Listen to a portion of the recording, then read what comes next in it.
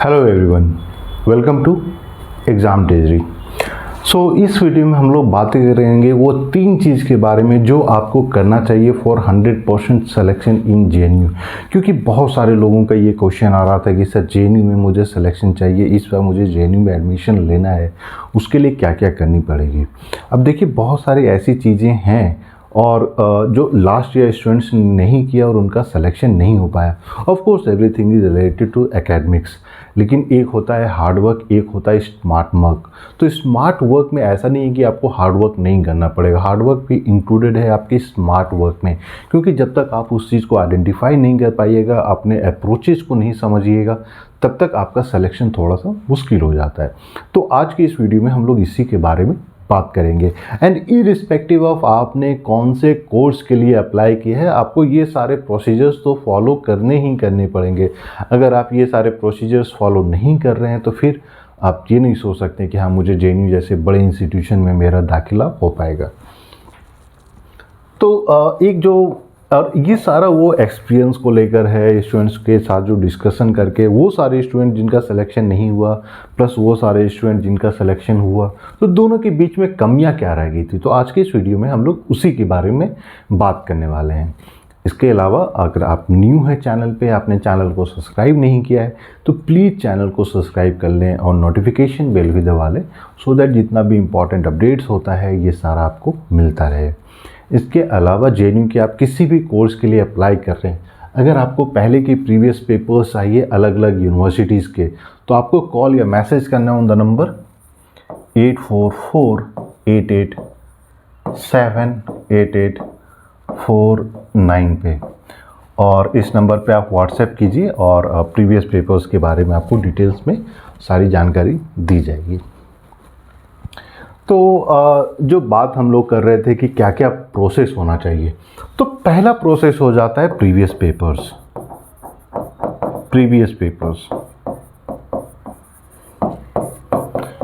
अब क्वेश्चन ये है कि जब से जेएनयू सीयूईटी के अंदर आ गया है तो मुझे कौन सी यूनिवर्सिटीज़ के प्रीवियस पेपर्स देखना चाहिए।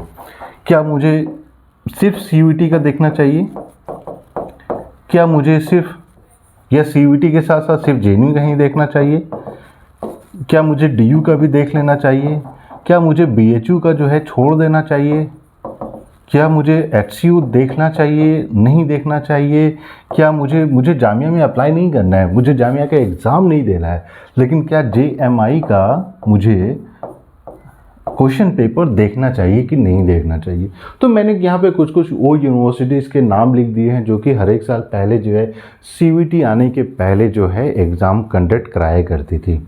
अब देखिए अच्छी बात इन सारी यूनिवर्सिटीज़ की ये है कि ये सारे जो एग्ज़ाम्स होते हैं एमए के लिए ये ऑब्जेक्टिव टाइप ही होते थे, ये सब्जेक्टिव टाइप एग्ज़ाम नहीं होते थे। कुछ जामिया के अगर आप पेपर देखिएगा तो वो 2 सेक्शन में होता था, जिसमें एक ऑब्जेक्टिव टाइप पार्ट ए होता था, सब्जेक्टिव टाइप पार्ट बी होता था।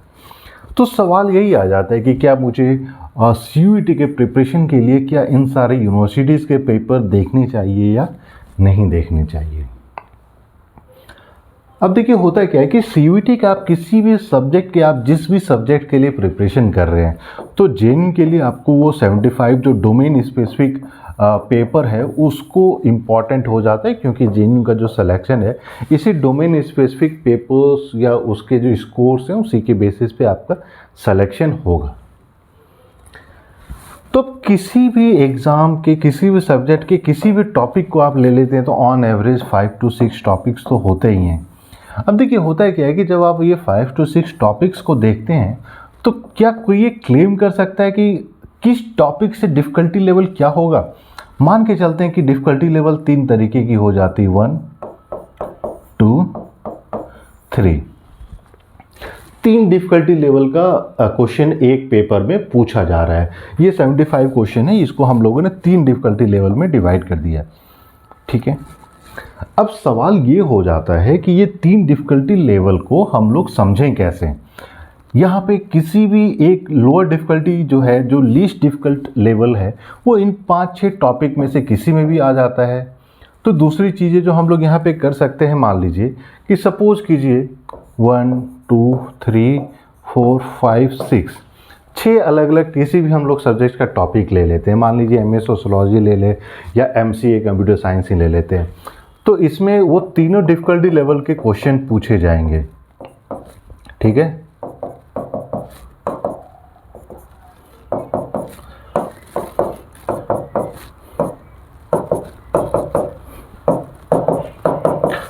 तो मैंने यहाँ पे वो मैप कर दिया कि हर एक टॉपिक से सारे तीनों डिफ़िकल्टी लेवल के क्वेश्चंस पूछे जा रहे हैं।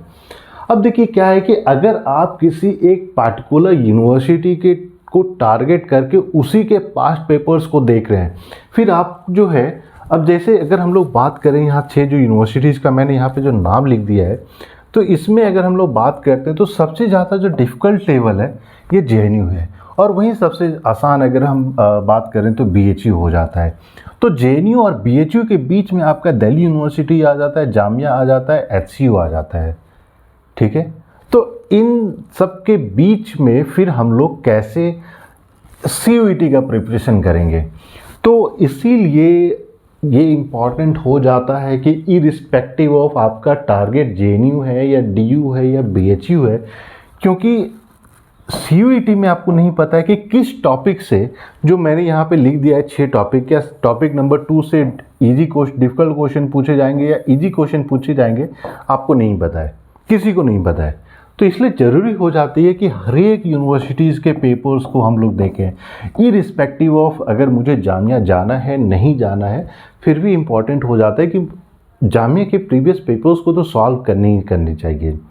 तो एक तो वो चीज़ क्लियर हो गई कि प्रीवियस पेपर्स सभी यूनिवर्सिटीज़ के इम्पॉर्टेंट होते हैं, और अगर आपके पास प्रीवियस पेपर्स नहीं हैं तो आप इस नंबर पे कॉल कीजिए, जिस भी सब्जेक्ट के आप प्रिपरेशन कर रहे हैं उसके आपको क्वेश्चन पेपर प्रोवाइड किया जाएगा।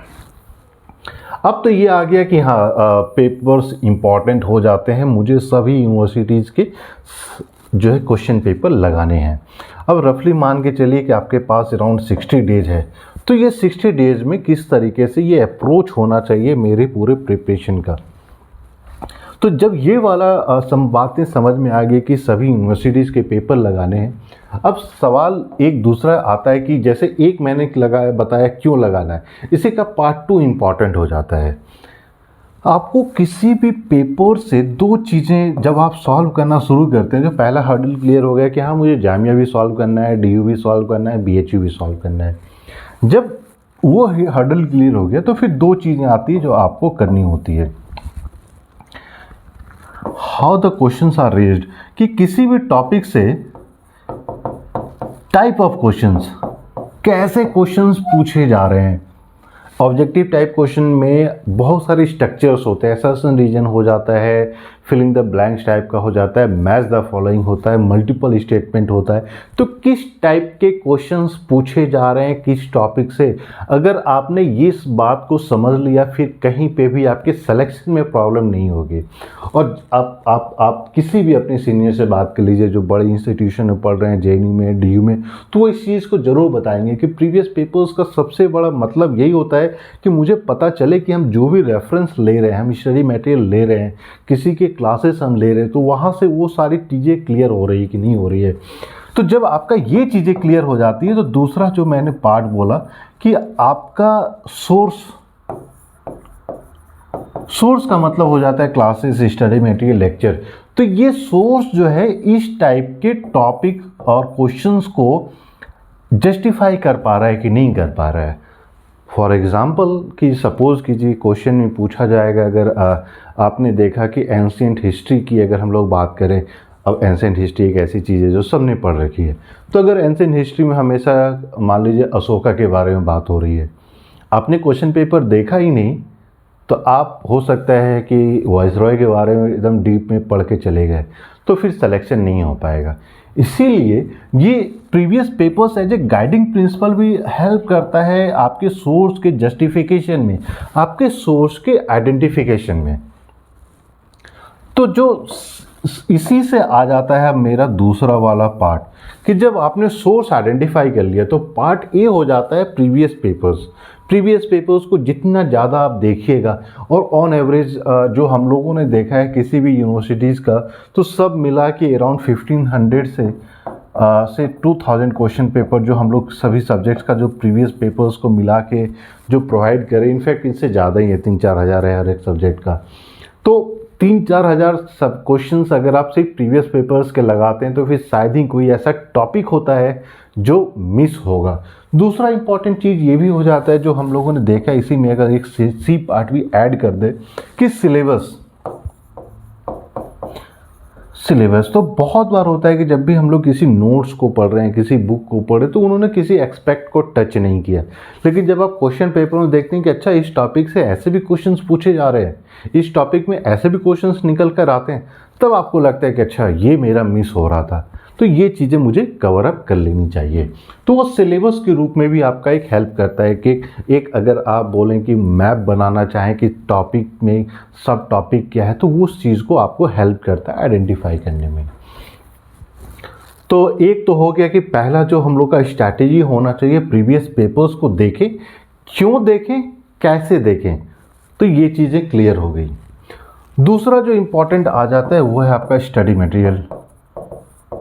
मटेरियल या फिर लेक्चर नोट्स या नोट्स जो भी कर रहे हैं। इसमें बहुत सारे लोग जो मिस कर जाते हैं कि किस तरीके से बनाना चाहिए।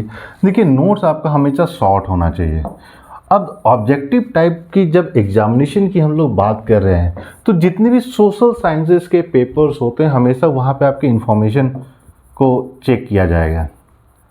बहुत कम ही ऐसा होता है जहाँ पे ऐसा नहीं है कि आपके अंडरस्टैंडिंग को चेक नहीं किया जाता, लेकिन अंडरस्टैंडिंग में भी आपकी इन्फॉर्मेशन छुपी होती है, तो उस चीज़ को ध्यान रखना ज़रूरी है।